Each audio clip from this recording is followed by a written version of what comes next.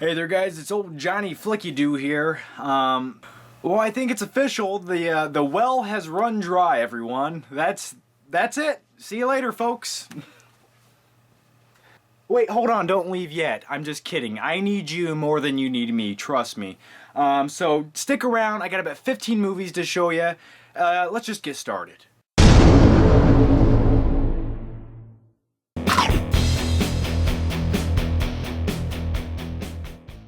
So the month of September has been full of new Blu-ray releases and a few comic book movies I just had to pick up on Blu-ray, and the first one was Thor. And first let me say this, Thor is kind of a dim looking Blu-ray. It's not extremely dim to the point where you think that you have cataracts in your eyes. That doesn't make any sense. Cataracts, dimming, yeah, that's not even a symptom of cataracts. That makes it, I'm sorry. But anyway, it's kind of dim looking. It's overly dim in my opinion in some of the scenes. But you know what? Overall, a really cool movie. The visual effects are really nice to look at. The picture quality looks fine. Absolutely, I don't have a problem with the actual picture quality, the resolution. Just a slight bit too dim for my taste. Okay, so next up, continuing on with the comic book movies, it's X-Men First Class, and I really enjoyed this Blu-ray. It left in the grain from the film. They didn't try to clean it up to try to make it look all crisp and digital looking. They made it look more like a film. And I enjoyed this. It did have quite a few flaws, in my opinion. I actually, you know what, going back and watching this on Blu-ray made me realize how many flaws it actually did have since I seen it in the theater. And yeah, it's quite a few.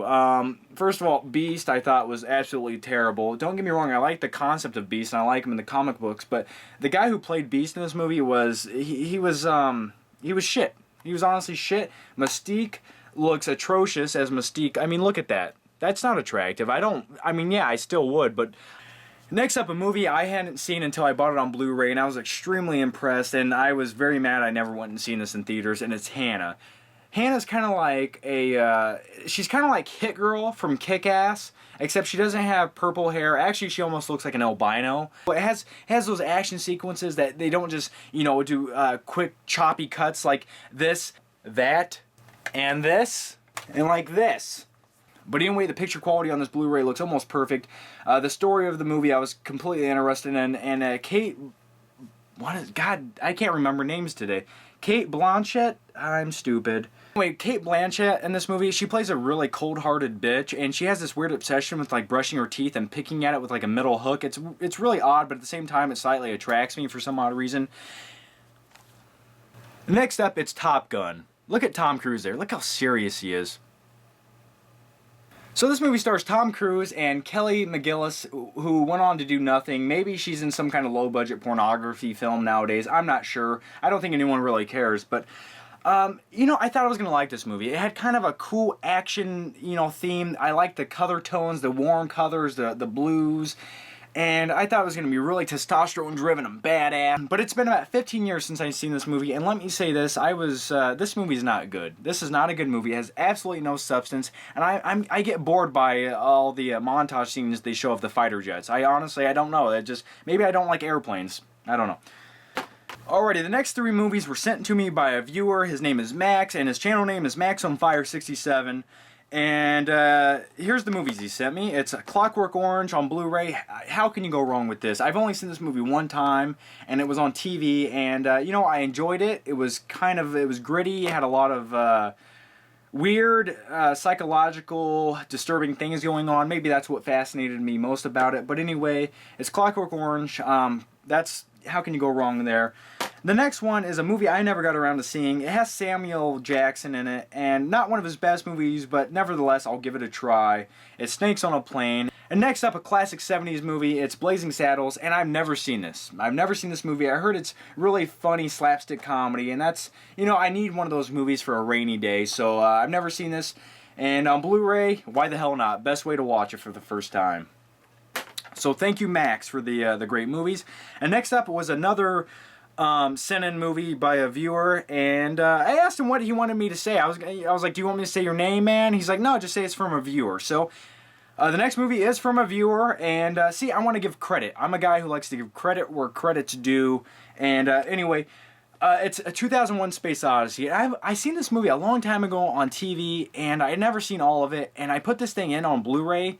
And this thing, it was made in the late 60s, and I watched it just recently, and it looks phenomenal on Blu-ray. It looks like it was just shot last year, because the equipment and the technology they used on this movie was all ahead of its time. And the special effects in this movie, when you see like women walking upside down, it was all practical effects, and they show spaceships going through space. The spaceships and those effects that they used in this movie, which is 40 years ago, look better, if not as good as the special effects they're using today. And the thing is, today you're like, oh, that's CGI, that's computer generated.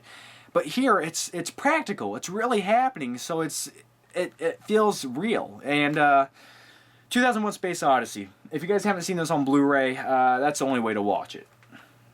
It's Master and Commander, and it's got Russell Crowe, who is a man's man. I mean, he's got a ponytail in this movie, for Christ's sakes. And this movie is phenomenal. It really is interesting. It has a really great feel of the, what is it, late 1700s, early 1800s. Anyway, the Royal Fleet, Navy, I don't know, I don't even know. Anyway, just great, gritty, and true to the source, you know what I mean? Like, it really showed what life was like on one of these ships, out to sea for months at a time. And it's just one of those movies that captivates you and fascinates, I almost said fascinates. It fascinates you. That's a new word there, fascinates. Okay, I'm what's wrong with the youth of today. Anyway, the Blu-ray transfer in this could have been a lot better. It kind of, I go back on it, and it's just good enough to be called Blu-ray, but at the same time, it's really muddy looking. You know what I mean? Like, there's so much more potential this thing has to offer, and it's not getting what it deserves. Next up, and continuing with that trend of movies I haven't seen in 10 to 15 years, and going back to rewatch them, is Apocalypse Now on Blu-ray. And I remember almost nothing about this movie. Absolutely nothing, except for it has Charlie Sheen's daddy in it. And I really can't wait to watch this. I heard the Blu-ray transfer on this is perfect.